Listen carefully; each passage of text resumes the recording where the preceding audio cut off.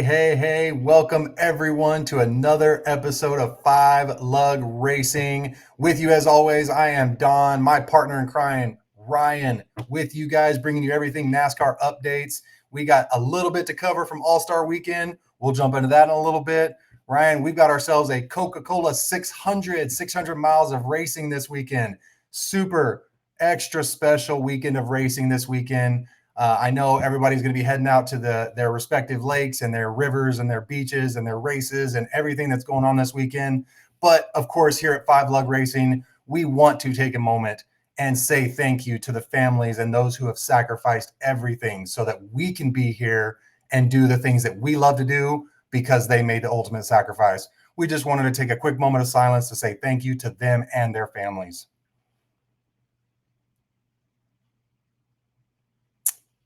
That being said, Ryan, like I said, we've got ourselves a big motorsports weekend, but we got to talk about All-Star Weekend a little bit, bud. What you got for me? Well, yes, and to reiterate what you said, Memorial Day weekend, my favorite racing weekend of the entire year, but not for the men and women who sacrifice and serve this country, and those who have laid their lives down and given the ultimate sacrifice for us to do what we do. I can't, put into words what that means to myself, and obviously, you as well, Don. So well said. Um, All-Star weekend was incredible. Let's just get this out there right now. I fully agree with Christopher Bell in his statement of North Wilkesboro being the best short track on the circuit as of right now. And it needs a points race next year. And, I love that the media was fishing around with the drivers on that, pre-race, post-race, all weekend long, um, really getting the feel for the pulse from inside the cockpit, basically. And man, the results just show up on that track. It was incredible. The track has multiple lanes. It's gotten better even from you know each year. This is our third year doing an all-star event at North Wilkesboro, and each year the racing has just continued to get better. The grooves that you can put your car in, and you can't say you can't pass here, because you certainly can. It's all about the art of the pass, though, and that goes into short track racing, and having a good short track package, under your vehicle. The pass for the lead to win the All Star race was just a beautiful thing. Christopher Bell putting his car wherever Logano wasn't. Logano pushing Bell up the track, and vice versa. But that's short track racing. I don't believe that the racing was in any shape or form all weekend long. Was a lot of the racing was really clean, aggressive at times, yes, but that's in short track racing, when you have just little margin for error to begin with a track like that, it just produced amazing racing, though, all the way around that track, all the way through the field.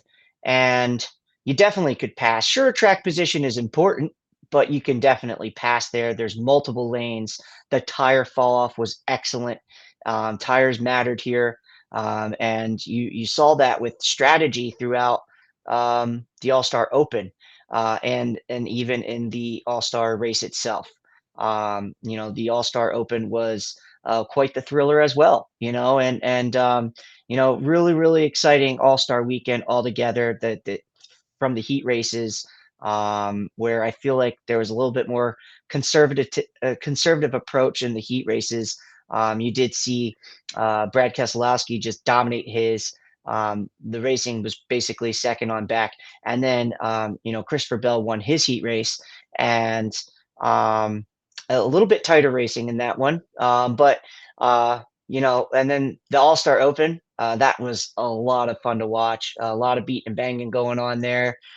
People using each other up a little bit, but in a most sense, in a clean way. I will say, it's just when you have that strategy of the different tires, Don.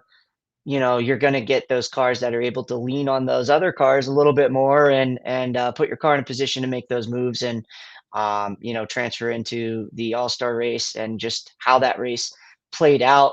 Logano had a very fast car by himself, but when he got into traffic, he struggled a little bit. And then late in the race, the handling falls off. Bell has two tires. Logano doesn't.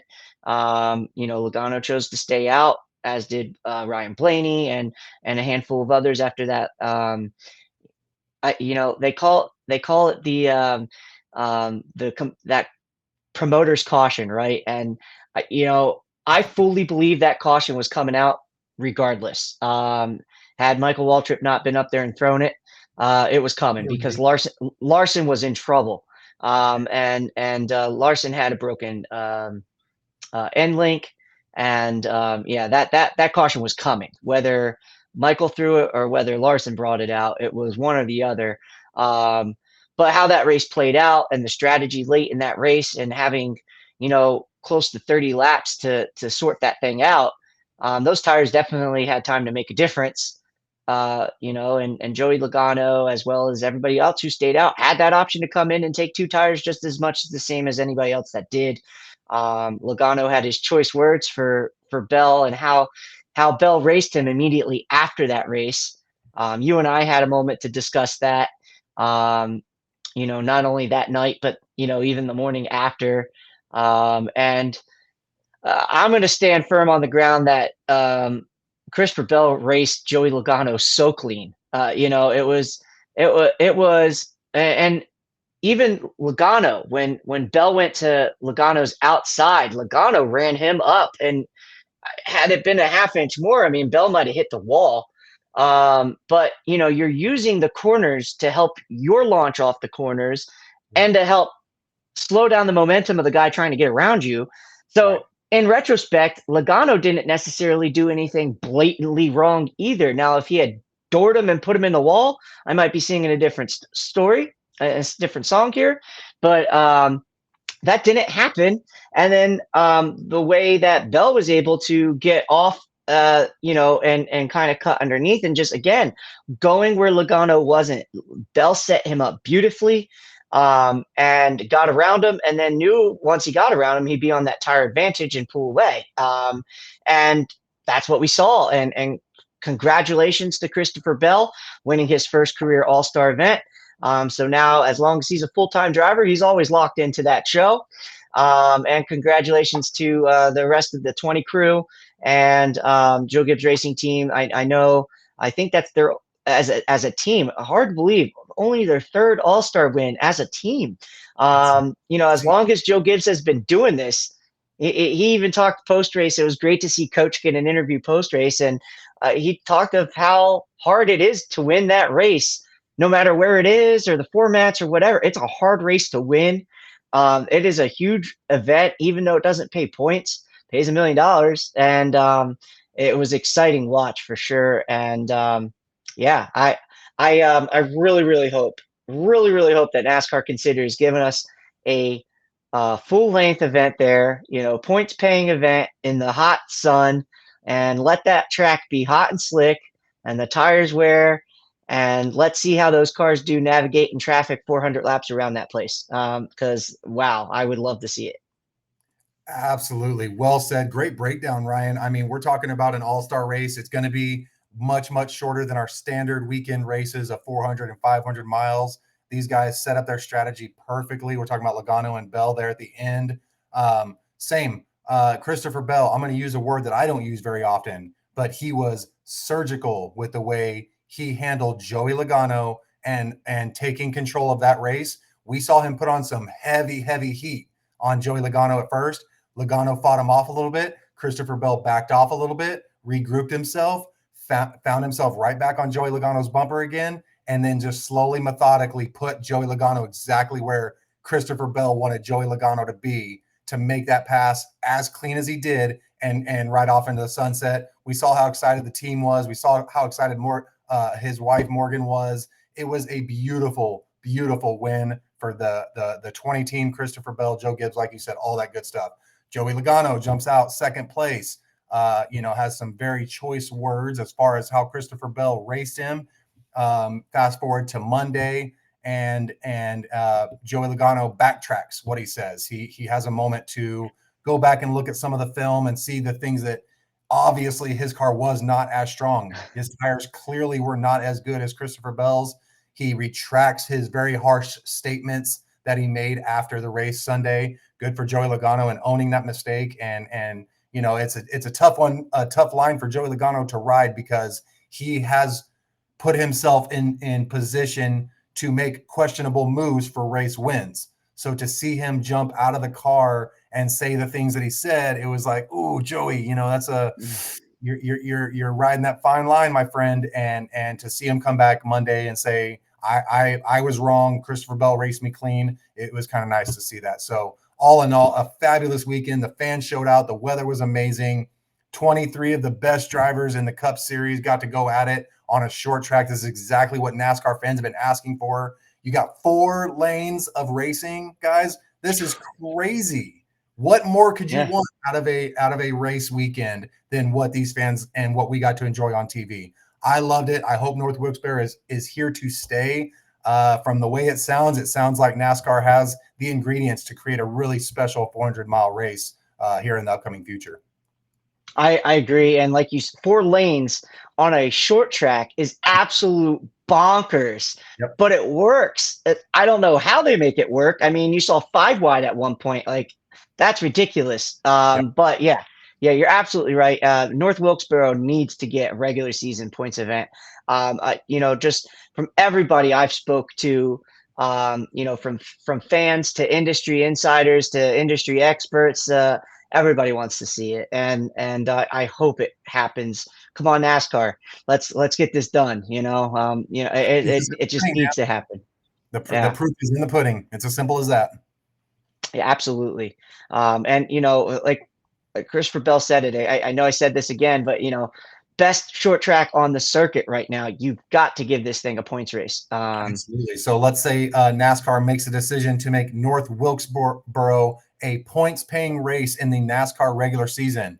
Who or which track gets the X? That's going to be an interesting conversation. I know a lot of fans have displayed their dislike with the amount of road courses that have been introduced into the season over the years. Personally, I like road coursing. I think it changes it up a little bit. I think it shows different drivers' abilities to race in these race cars that we might not have gotten to see without the extra road courses scheduled in.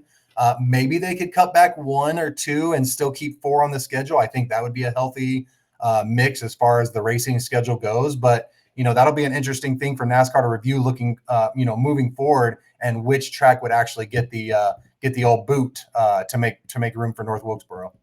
And I can even argue a counterpoint here, right? I mean, our schedule is already full right now, so why not just take that All-Star logo and slap it onto another track that's already on the circuit and move the All-Star race and just make North Wilkesboro's date a points-paying race? Like there's flexibility, and all they need to do is just say this track is now the All-Star race, and maybe goes from 2 points paying events to 1.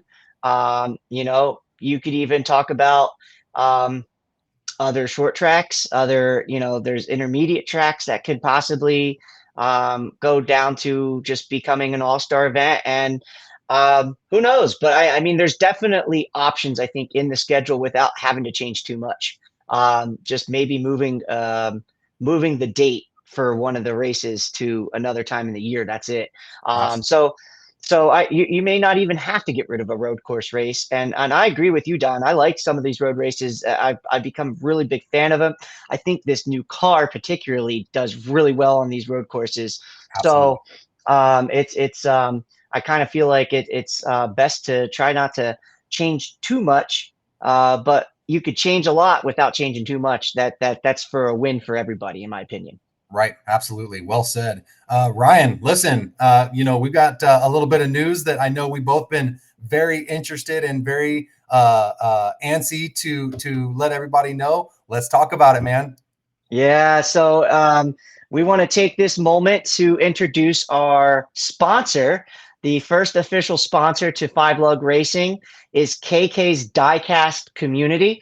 That group is run by Kevin Keeling, and he's been kind enough to come on board with us as a sponsor for the remainder of this season.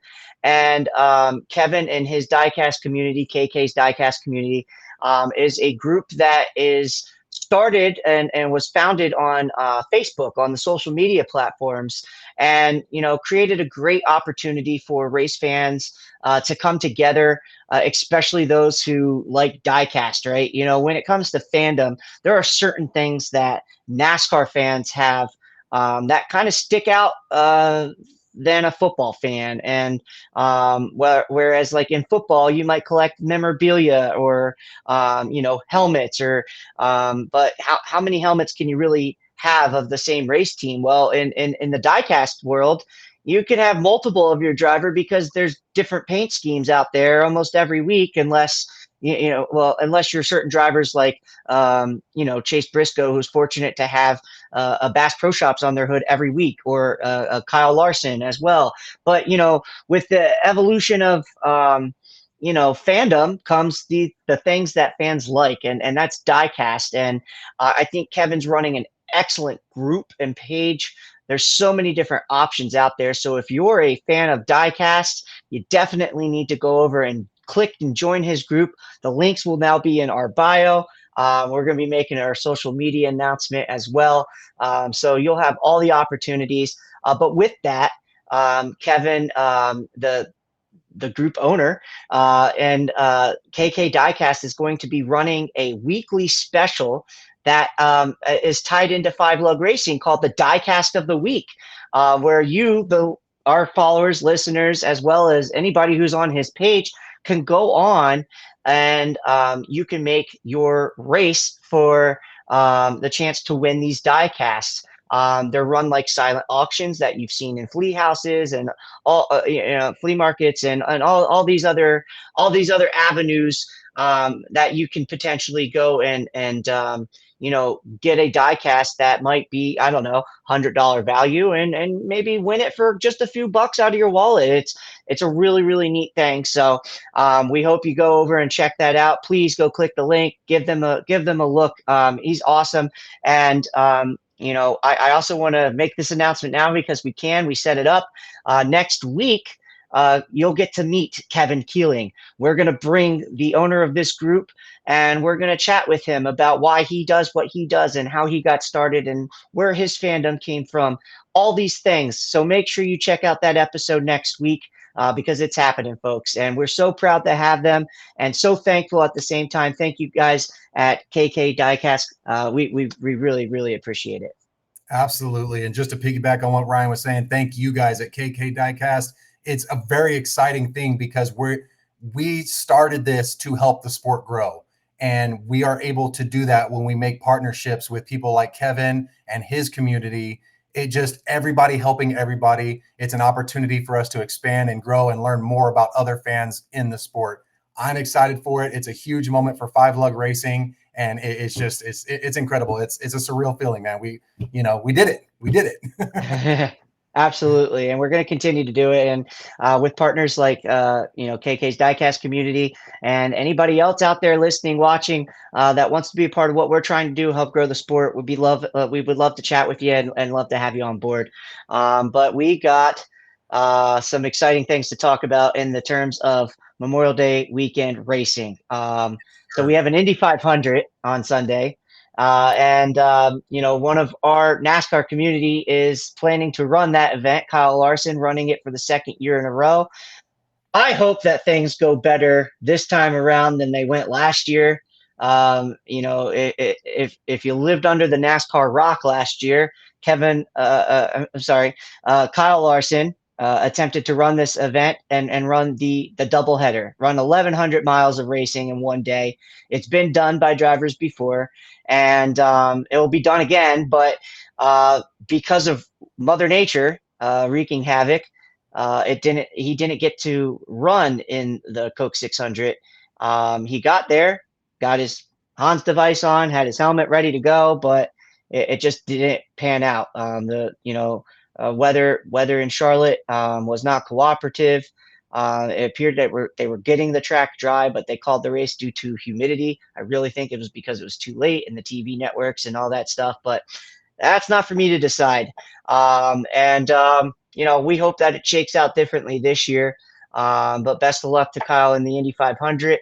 And to the rest of the drivers in that field. The Indy 500 is a spectacle in itself.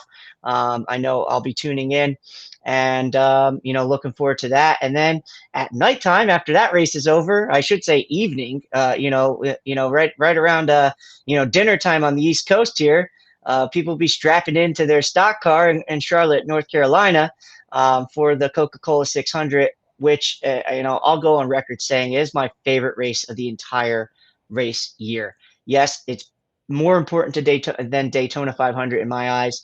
I think winning the Coca-Cola 600 is a race that is just super, super special. You look at all the dynamics that go into this race.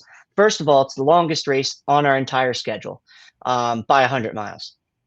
Second of all, you start this race in the daytime, you go into sunset, and then you go transition into the evening as the track goes through all these changes.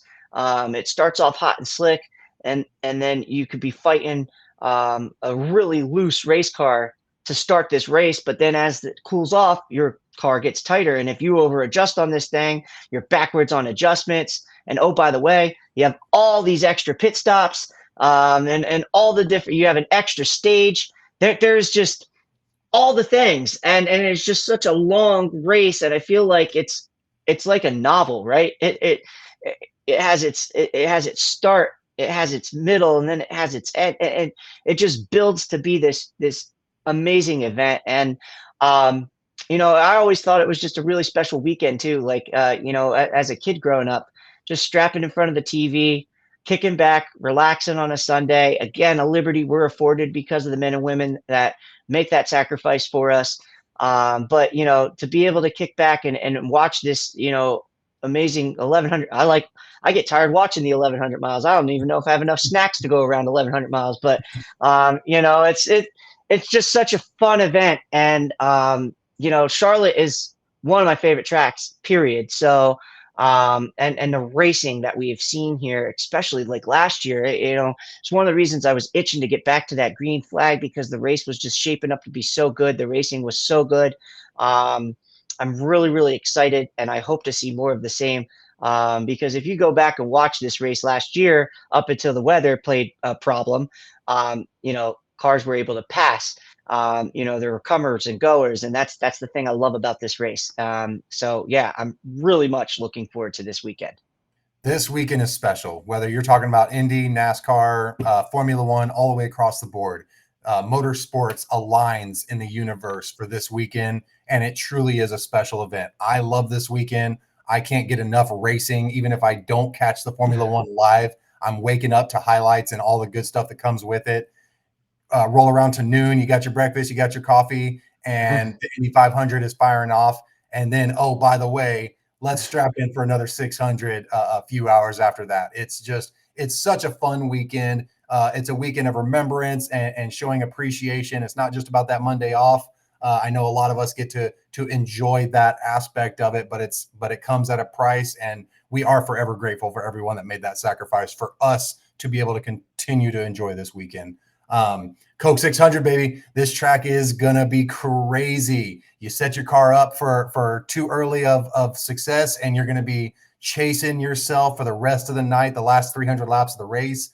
You set yourself up for the nighttime too early, and you're just in a hole, and you're just digging yourself out as soon as the green flag drops. So all of these teams, all of these crew chiefs, all of these drivers have to do their best possible abilities of just surviving the first aspect of this race, right? Because ultimately your car is going to be set up to finish this race. It's a battle of attrition, guys.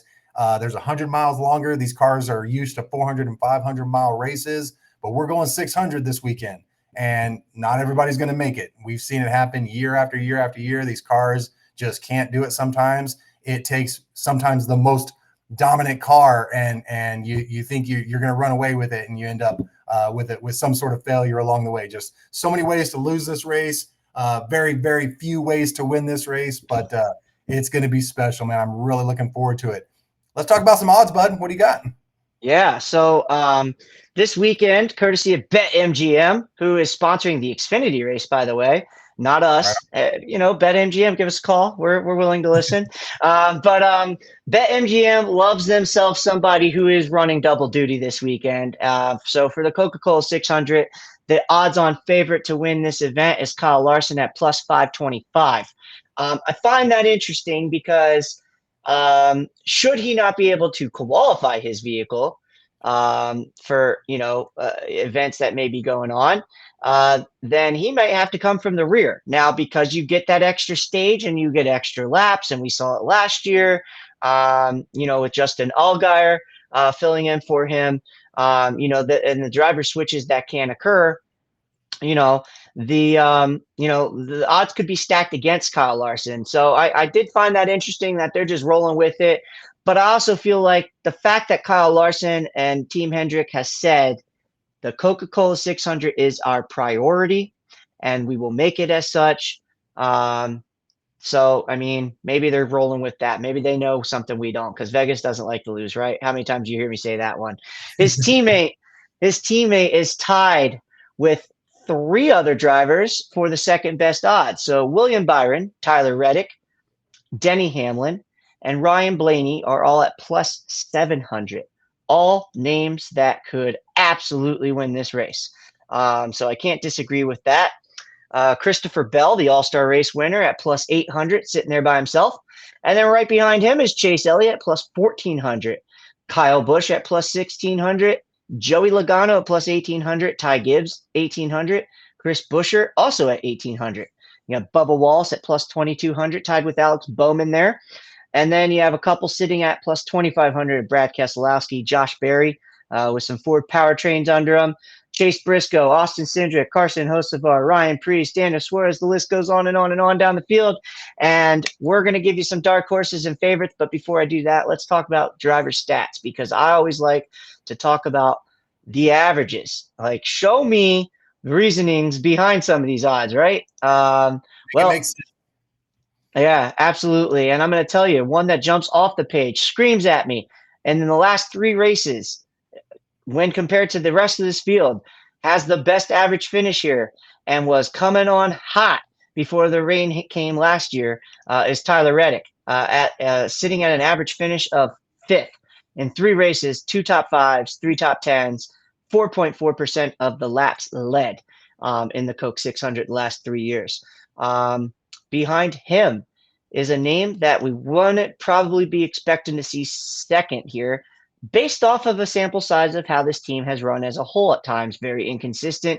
But we know the driver is more than capable, and that's Rowdy Kyle Busch at 7.7. In the last three races, he does have a top five and two top tens here. He has led 3.5% of the laps here as well. So, Rowdy Nation, those are numbers you want to hear. Could this be a Kyle Busch weekend? Christopher Bell, last week's winner and the defending winner of this race, is sitting here at a 10th place average finish with a win, two top fives, two top tens, and 13% of the laps led in the last three races here. Josh Berry drove this race once and had a top 10, so he also has a 10th place average finish. Alex Bowman at 10.3, William Byron, 12.3, Denny Hamlin, 13.7, AJ Allmendinger, 14, Bubba Wallace, 14.3, Stenhouse and Ross Chastain tied at 15, and Ty Gibbs at 16th average place finish. I do want to point out something at the back end of this. Besides William Byron having 13.3% of the laps led, Denny has about 3. Ross Chastain, 15.3% of the laps led in the last 3 years in the Coke 600. Only one top 10 to show for that. And then Ty Gibbs led 11.4% of the laps here in 2 races. He's only run 2. and had a sixth place finisher last year, started on the pole. So yeah, lots of different things, different, you look at these numbers on who's leading laps and who's getting the finish and why did things not go the way they did. And, if you're a Ross Chastain fan, you could look at 15.3% of the laps led here. Why didn't we get the finishes? And it could be strategy. It could be fuel mileage. It could be mechanical. I don't remember all the reasons. I'm just going off of a stat sheet right now. And all I have to say though is seeing that your guy was out front, that gives you some hope if you're a fan of the driver of the one car for Trackhouse Racing. And a couple names like Rowdy Bush, I said as well. Some names that could definitely use a solid finish. Rowdy had some speed last week at North Wilkesboro, as did his teammate and Austin Dillon. And we've seen some speed coming out of the RCR cars of lately. So maybe they found something and they could back up, what the averages are showing us here. Who knows? And that's why we have to tune in and watch. It's 600 miles. There's so much time for something to go wrong, and there's so little time for things to go right. I feel like, it's just it's one of those events. And like I said, it's like that novel with all different ways that things can play out in between the front and the back of the book. So, I'm really, really, really excited for this weekend.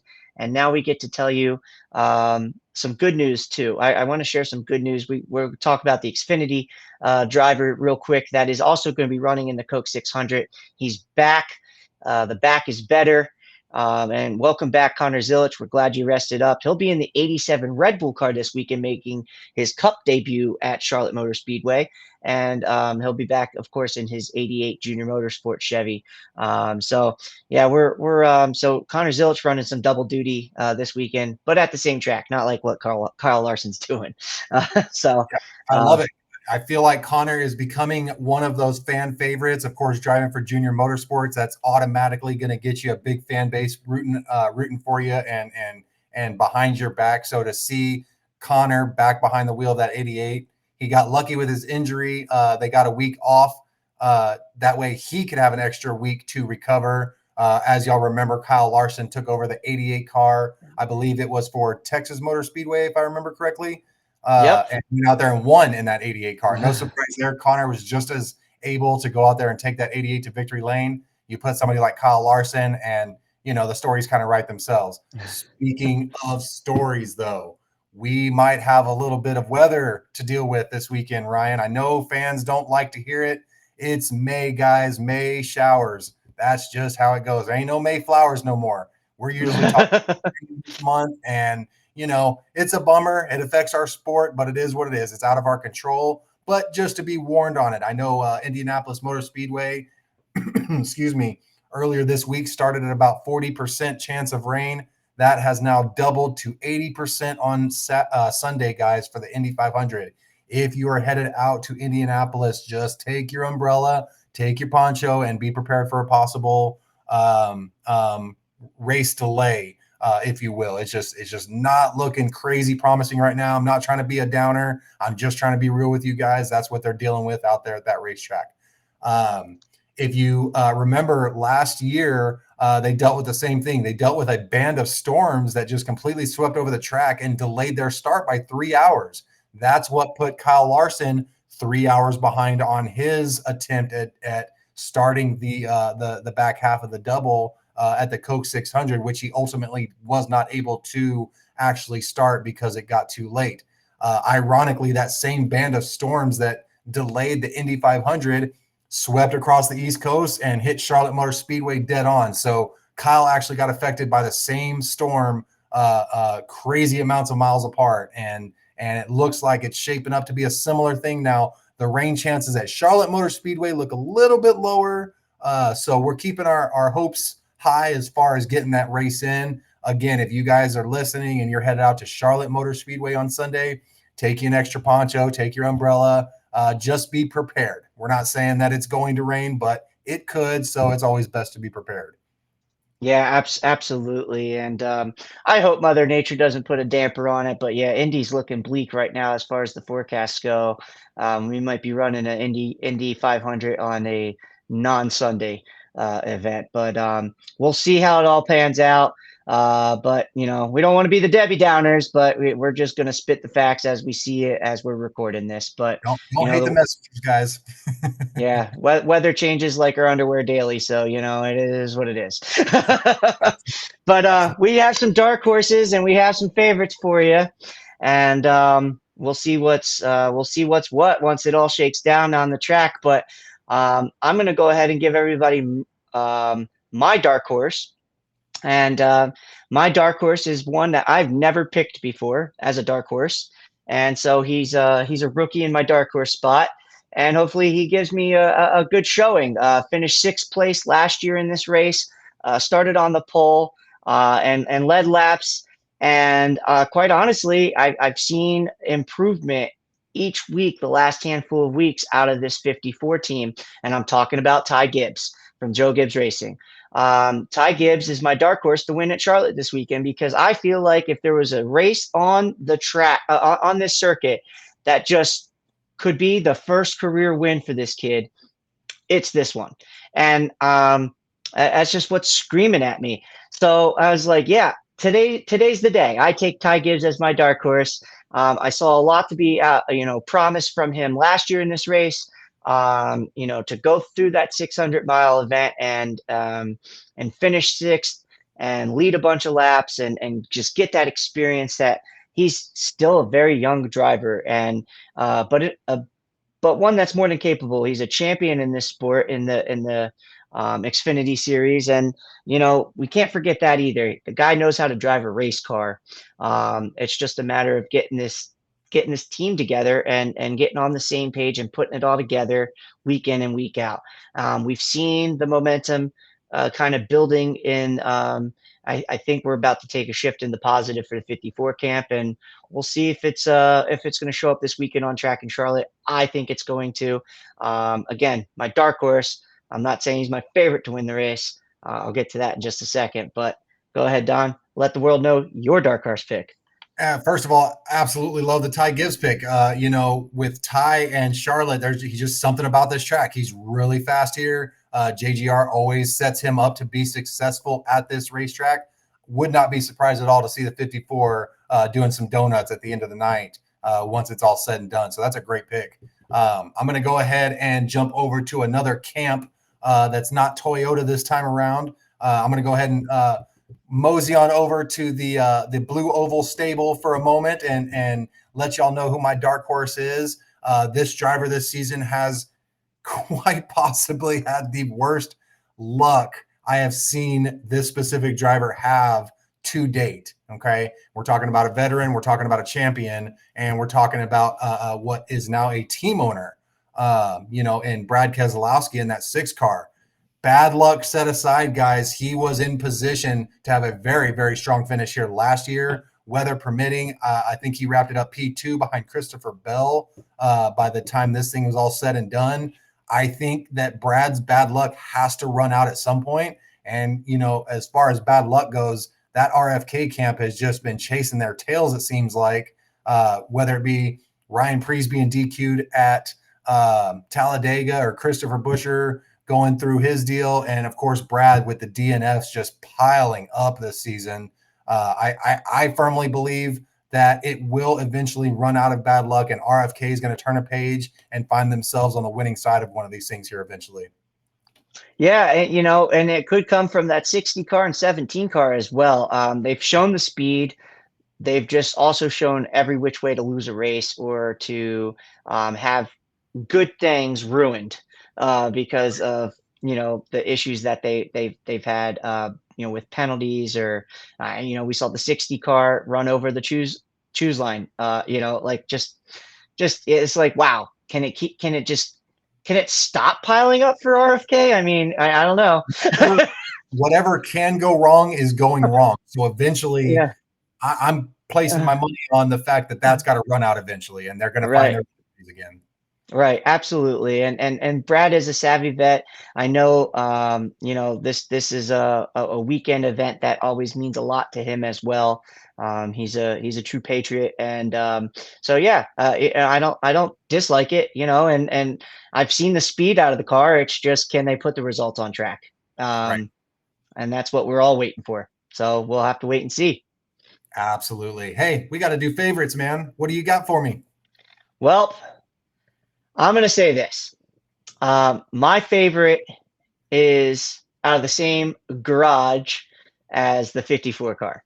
Um, you can give me the JGR cars this weekend, and I'm gonna just flat out tell you I think I like them all.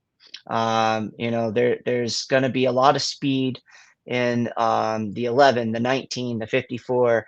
But the one I didn't mention yet is the one who's coming off of $1 million payday, and he's also defending race champion here. He just, a win, two top fives, two top tens, 13% of the laps led here in the last three starts. Give me Christopher Bell. And I just think that there's a lot to like about him at a track like this.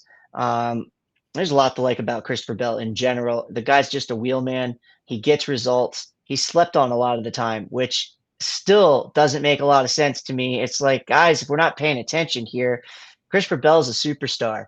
And it's, I think he's putting together, going to continue to put together what has already been a special start to the season. Technically 4 wins, if you count the All-Star event, 4 wins and counting, because I know the 20 car is not done going to victory lane yet. Matter of fact, we're going to put him there again this weekend in my eyes. So we'll just see how it all shakes out. But really, really like I there's just, it's hard for me to go against this one after I saw how good that car was last year, and how I know he can get around this place. It's a place he likes, and yeah, and ride in the momentum, right? And I started to say that uptick. I said it in a prior episode, that uptick for JGR, it's coming. And look, Yep. they went out and win the All-Star event, and I feel like it's going to continue. So yeah, I'm going to lock in on JGR this weekend. Give me the 20 car to victory lane Sunday evening, and yeah, we'll see how it goes. Absolutely great pick. Obviously, you know everything that you're talking about, Ryan. I mean, the numbers never lie. Christopher Bell is always at the front of this field at the end of the Coke 600.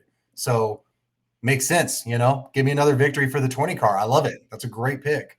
As far as there's probably 4 or 5 guys that I could put in this position, and I know you discussed the same thing. There are legitimately 5 guys that could go out there and just handle a Coke 600 and raise a trophy at the end of the night.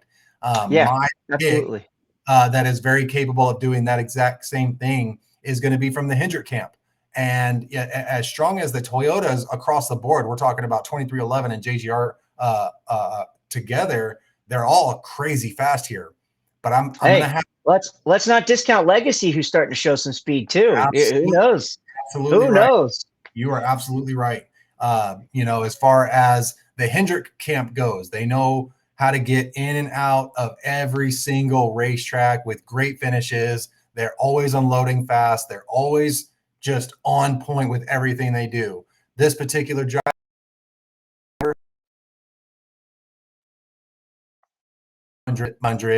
so no, my pick is not Kyle Larson this weekend, as it could be, as he is very capable of going out here and winning this race. But go ahead and buckle up, y'all. I'm going to go with the 24 Willie B.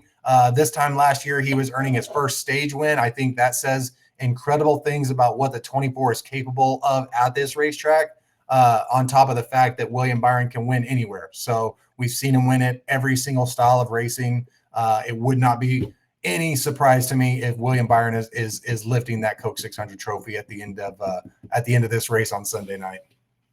I love that pick, Don, and here's why. Like you said, there's a handful of drivers that we really solidly felt could go lift that trophy at the end of the day. Willie B's definitely one of them. One I had even thought about picking at one point. And the thing with William Byron is, we've seen a lot of speed out of this car all season long. We've seen him just rack up stage wins and stage points and all these things leading up to this weekend.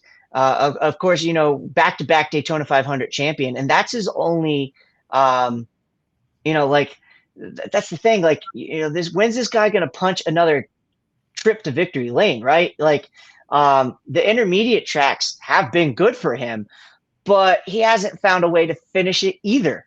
And Right. it's just, and that's surprising when it comes to Rudy Fugle and William Byron not being able to punch their ticket to victory lane as frequently as you would think, because the car has been fast.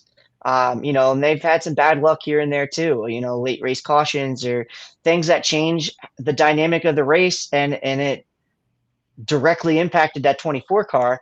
But part of what makes this sport great is the fact that you need to be able to bob and weave and overcome those things. And they just haven't been able to close it out yet. And this is definitely the type of event I could certainly see the 24 going back to victory lane and taking home a Coke 600. So great pick.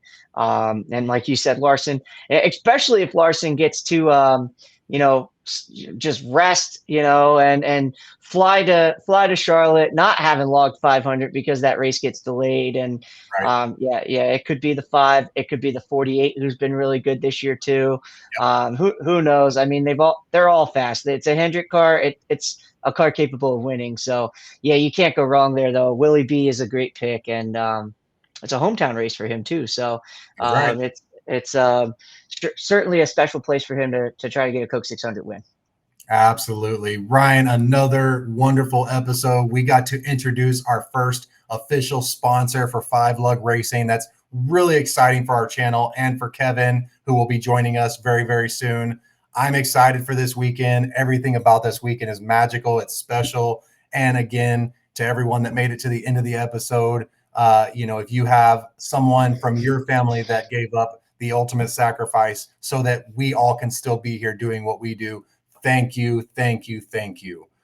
From everybody here at Five Lug Racing, myself, Don, Ryan, just thank you guys for being here with us. Enjoy your Memorial Day weekend to the best of your ability, wherever you may be and however you may be enjoying it. And we'll catch you guys on the next one. Y'all take care.